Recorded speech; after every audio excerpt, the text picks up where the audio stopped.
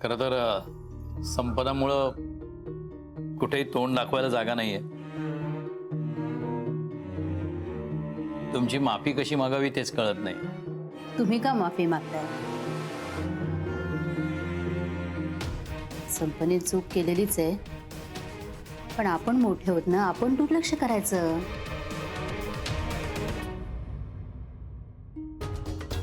ललिताताई, तुम्ही खरंच खूप मोठ्या मनाच्या आहात. संपदाच्या वतीने आम्ही दोघंही तुमची माफी मागतो.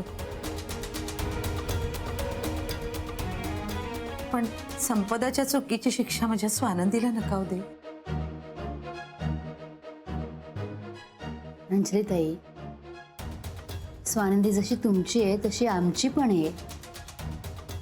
स्वानंदी, आई,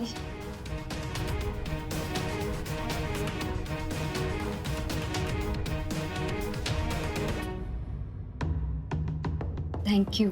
अगं तुम्ही माझ्या आई बाबांच्या शब्दाचा मान राखलात. मी तुमचे उपकार कधीच विसरणार नाही.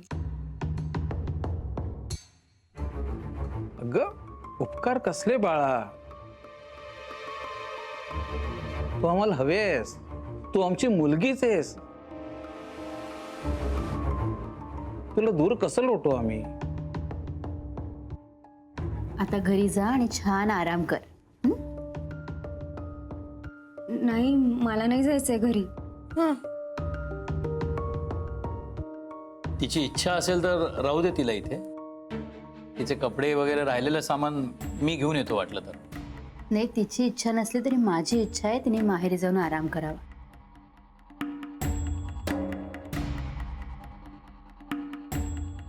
तिच्यावर खूप स्ट्रेस आलाय हो. नाही आई, तुमची तब्येत बरी नाहीये, मी थांबते. अगं स्वानंदी, हो, आणि तुला बघून आता ठणठणीत होईल ललिताची तब्येत. हो ना ललिता? हो ना.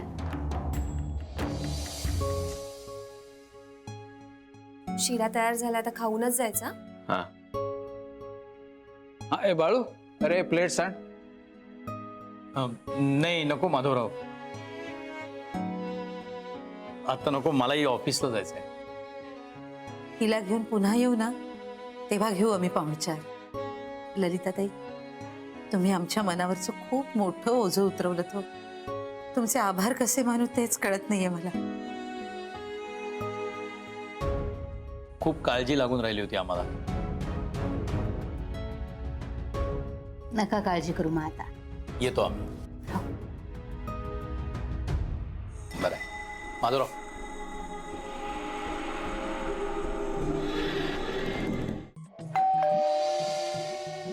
आल्या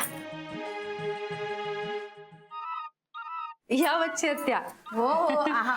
नाही नाही नाही, तुम्ही मुलीचा फोटो आणि बायोडेटा पाठवून द्या. नाही, मी येते घ्यायला येते मी. हा, नाही अजिबात नाश्ता पाणी नाही, ते सगळं लग्न जुळल्यावर. पुणतांबेकर, वेळ नाहीये वच्छत्याकडे. हो हो, हा बर बर, येते मी. तुम्ही काढून ठेवा, वेळ नाही आपल्याकडे. बरं, ठेवते. आणि तो ज्यूस ठेवला ना माझ्यासाठी फ्रीज मध्ये, तो आण जा. अगं बाई, तुम्हाला कसं कळलं? मुलींच्या पत्रिका घेऊन जाते ना मी ज्योतिषाकडे, त्यांच्याकडे जाऊन जाऊन मलाही भविष्य कळायला लागलं. अगं बाई, खरंच? काय ग तू, किती भोळी आहे आजी. आता तू आजीसाठी ज्यूस बनवला तर माझ्यासाठी बनवला असशील की नाही? हो, सगळं माहिती. बरं, तुम्ही आईंशी बोला. आता केव्हाची वाट पाहतात तुमची. आणि बीपी लो झालाय पुन्हा. आता कशाने बीपी लो झालं ना ललिताशी बोलणं.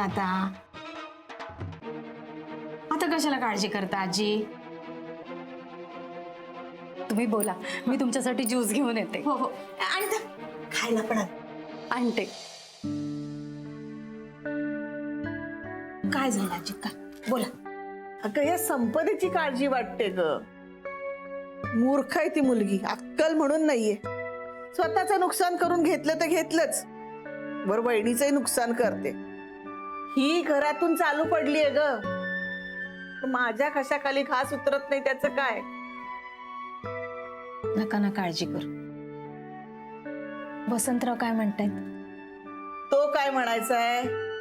तुला त्याचा स्वभाव माहिती आहे ना? काही अर्थ नाहीये बघ. मनातून लाख प्रेम वाटत असेल तिच्याबद्दल, पण शोधायला जाणार नाही. त्याची तत्व आड येतात ना. मी काय म्हणते बच्चे, बोला ना. जरा तूच बातमी काढ ना बाई. कुठे आहे, कशी आहे?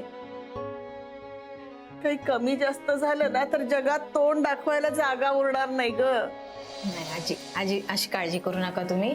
मला खात्री आहे ना तुमची मान खाली जाईल असं काही वागणार नाही संपदा. मला सुद्धा खात्री आहे ग वच्छे, पण जगात वाईट लोकांची कमी आहे का सांग बघूया. हो ते पण आहेच. आणि मानी तर एवढी आहे ना, काही झालं तरी सांगायची म्हणून नाही. म्हणून म्हणते जरा तूच बातमी काढ बाई. तिचा शोध घेणं कठीण नाही, ते शोधेनच मी. पण आजी ती स्वतःच्या आई बापाला नाही जुमानत, मला काय जुमानणार? पच्छी आत्या प्लीज.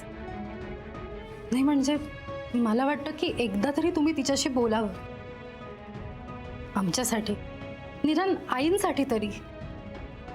तिच्याशी बोलायचं म्हणजे धडकीच भरते बाई मला. ती पोरगी अपयश देईल ना माझ्या हाताला.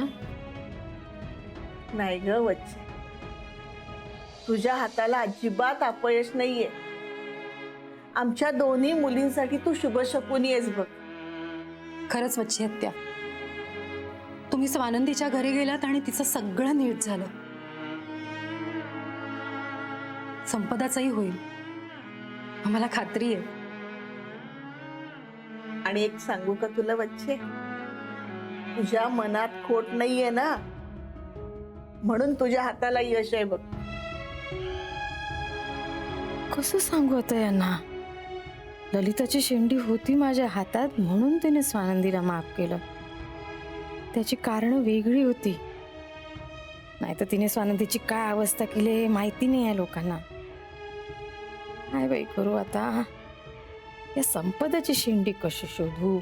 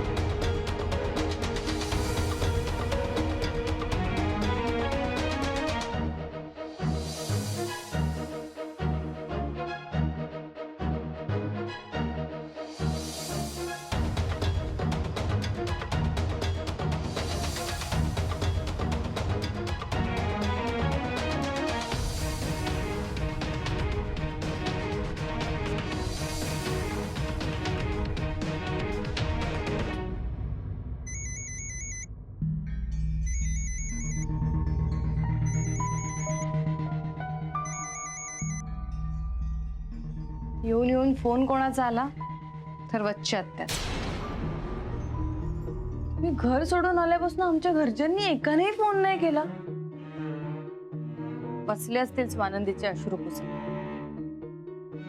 मी पण बघते कधीपर्यंत तुम्ही स्वानंदीचे अश्रू पुसते.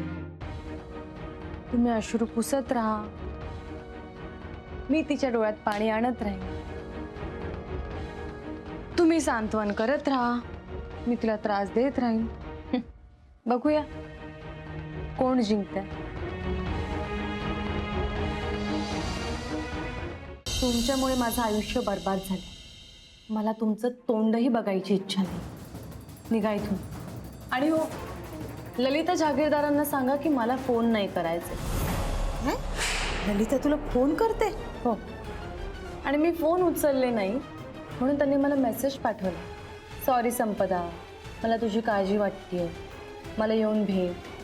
तू काय म्हणतेस ते कळलंय ग, पण ललिताचं वागणं कळत नाहीये मला.